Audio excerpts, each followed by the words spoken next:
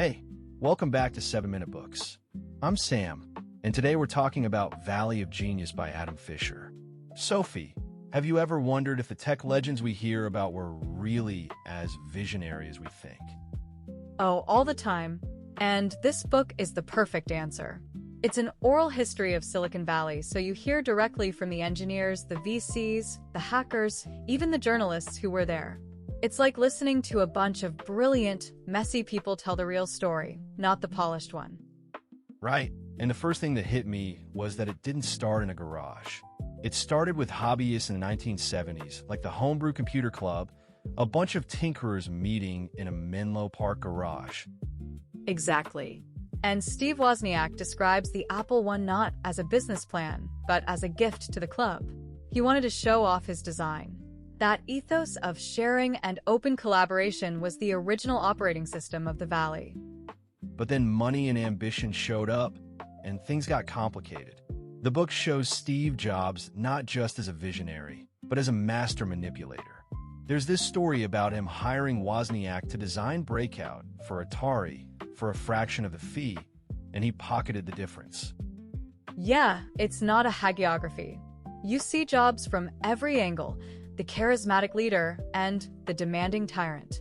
The oral history format gives you that you are their quality that a traditional biography just can't.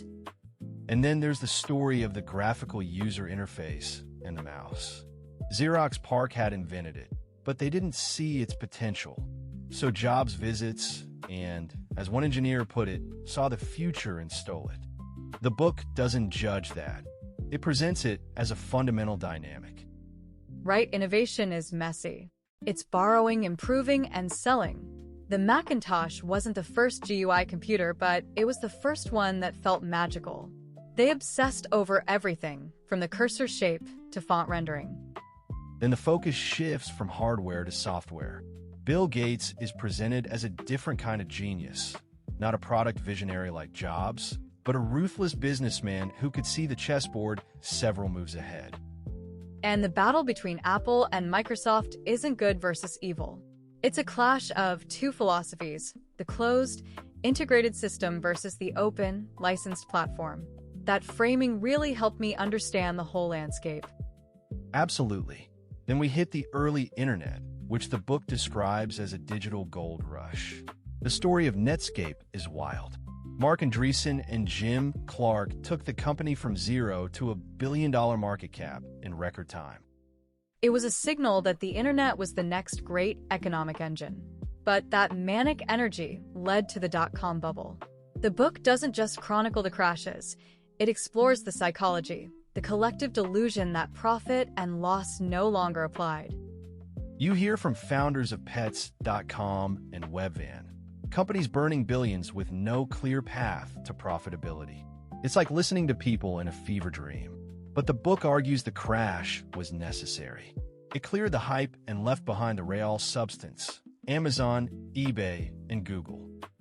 And Google is the triumph of algorithm over hype. Larry Page and Sergey Brin weren't building a media company. They wanted to organize the world's information. The technical brilliance of PageRank and that quirky, academic culture, like the famous 20% time policy, all stemmed from a belief that creativity can't be scheduled.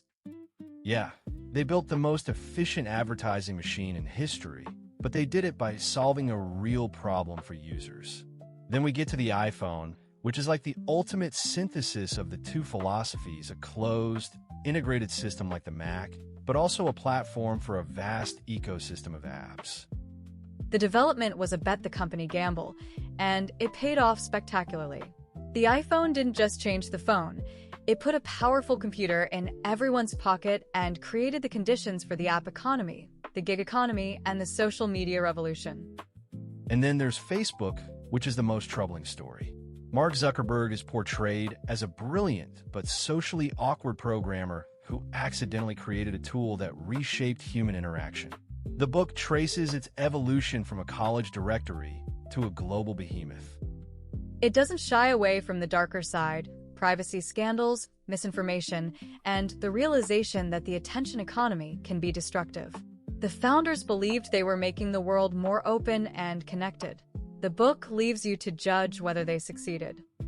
Throughout, a few themes really stand out. First, the importance of place. Silicon Valley is a physical ecosystem where talent, capital, and ideas collide. Stanford, Sand Hill Road, the informal networks of engineers moving between companies. Second, the role of failure. The Valley is unique in celebrating failure. Failed startups aren't endings, they're learning experiences. The culture rewards risk-taking, and the stigma of failure is remarkably low. And third, the tension between idealism and pragmatism.